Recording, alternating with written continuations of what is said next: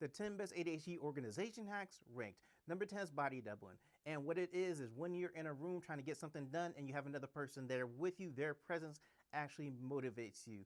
And so it's just like when you were trying to do homework when you were younger and you invited a friend over, and when that friend was there, you got more done of your homework just than trying to do it yourself. And one of the main reasons that body doubling is at number 10 because it requires another person to actually do this hack. Number 9 is clear storage, and does one of the most important things for ADHD, keeps things visual, because if something is behind something else and you can't see and you walk in the room, you have ADHD, it's like out of sight, out of mind. You may not even know that it's there. And so you want to be able to find things quickly, and clear storage actually allows you to do that. Clear bins, clear containers, you get these, you put them on shelves, put them in the attic, put them around your home, and then you're able to see things all the time. And that's a really good thing when you have ADHD. Number 8 is labels, just labels that you use every day that you stick on something and write something on. Because when you try to figure out what is in a container or where something is, and you have to go through your mind and try to really bring it up and think about, okay, where's this thing, where's that thing, then you may not remember where that thing is. But if you have a label, you come into the room, you look at the label, you automatically know where something is, and that makes it really easy for ADHD.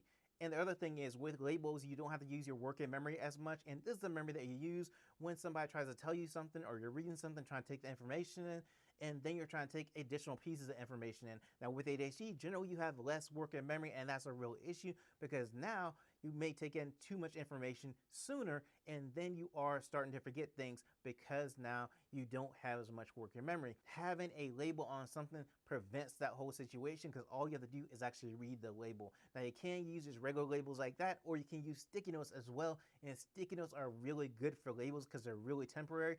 You have the adhesive, you stick it on something, write whatever you want to on a sticky note. Generally they're a little bit bigger than a regular label too, so that's a really good thing as well. If you are enjoying the content, click the subscribe button for me so you do not miss a video that you want to watch.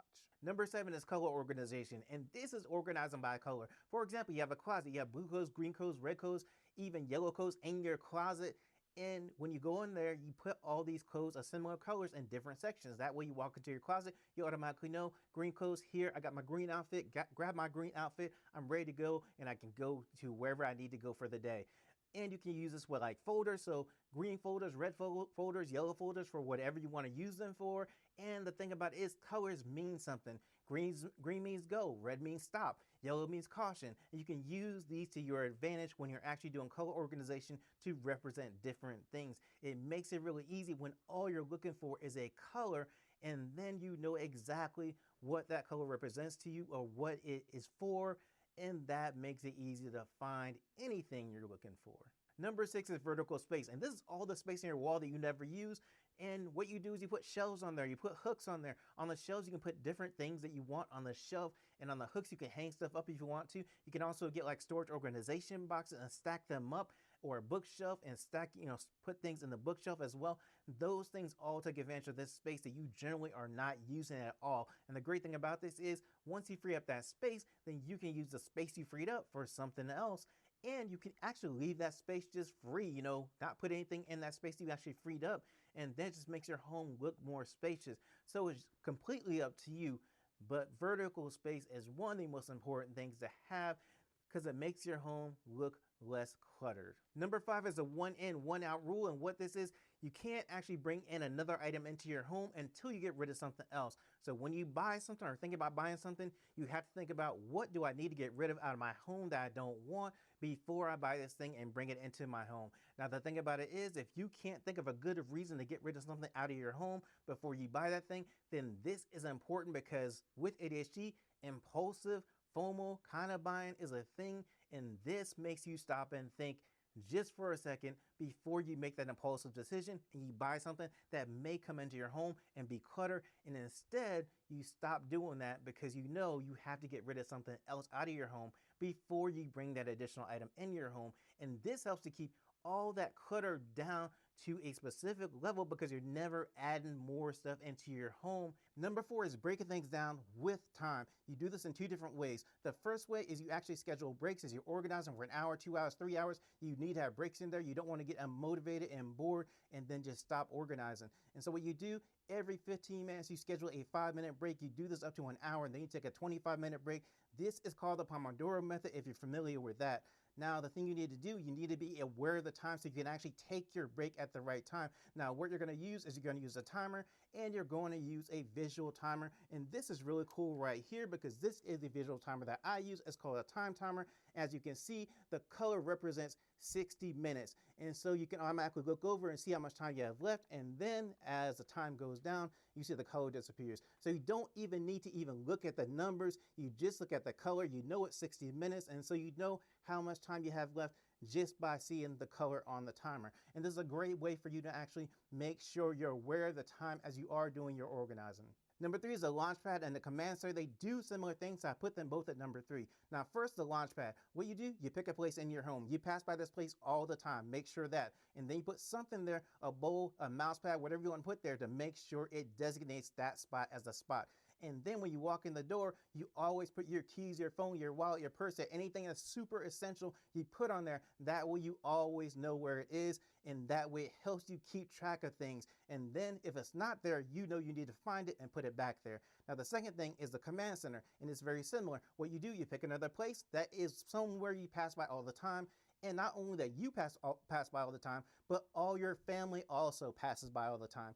And then what you put there is your phone chargers, your dry erase board, sticky notes, anything that people might need also goes there. Books bag, purses, briefcases, you put everything there, and that's the place, that's your hub in your household, which is great because now everybody knows this is where I go to pick up my stuff that I need for the next day, or this is where I go to charge my phone, or this is where I go to communicate back and forth with my family. And yeah, it might be a little messy because everybody's putting their stuff there, but everybody knows that's the central location, that's the hub of the house, and that makes it really easy for everyone to know where their stuff is and be able to get out the door on time, especially if you're trying to get to school or work and you have to be there and don't want to be late.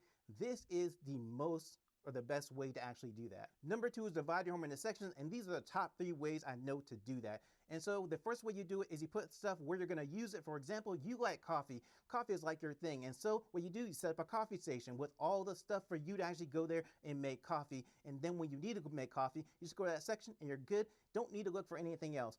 Or for example, you want to have a place to where you go and work out, so you have all your workout stuff in one section. Now the next thing that you can do is have similar things in a section. So for example, you want to have a entertainment section where you keep your DVDs, your CDs, don't know why it says CDs, you may not even have CDs, but anything like video games maybe, but anything in that section is for entertainment. Or then you have another section that's all your shoes. And so you know when you go those different sections, you know what is going to be in there without even having to really think about it. The other way that you can do this also is divide your home into sections when you're starting to organize or declutter. Now the way you do this is you pick one section, one side of the room, one closet, wherever you want to pick, maybe even your bed or your cabinet or whatever you want to do. Pick one thing that you want to organize. Start with that one thing and do not do another section or another place until you finish that one thing. So if you choose a closet, you want to do all of your closet before you finish it. Now the cool thing is you can break this down as much as you want. So if you want to do a side of a closet or the top or the bottom of the closet, then do that, but you will not move to another section of the closet until you finish it.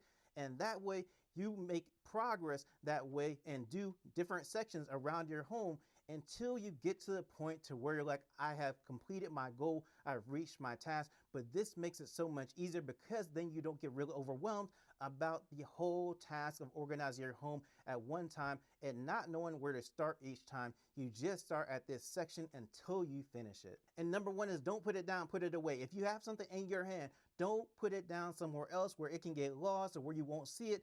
Go to the place to where it goes and put it away. And you should have a place in your home for everything so you will know where that thing goes. And then you just make sure it gets there, because you put it down somewhere, you might put it behind something. In that case, you might have to deal with out of sight, out of mind, and then you forget where it is. And then you're going to have to go around and search and find it again. Now, the cool thing why this is number 1, because you can do this anywhere, at work, at home, at a friend's house, as long as they're cool with you putting stuff back. You can use this in so many different ways and so many different places, and it will help you each time. That's why this one is number 1. And here's a bonus one for you. Get a rolling cart. A rolling cart is awesome because you can actually prep it with all sorts of stuff and has all sorts of different tiers, so you can have a lot of space in the rolling cart. Now the cool thing is anything you put on the rolling cart has now created space for you, and that is really good because now you have extra space for other things you want, or you just leave that space and have a room more spacious if you want to.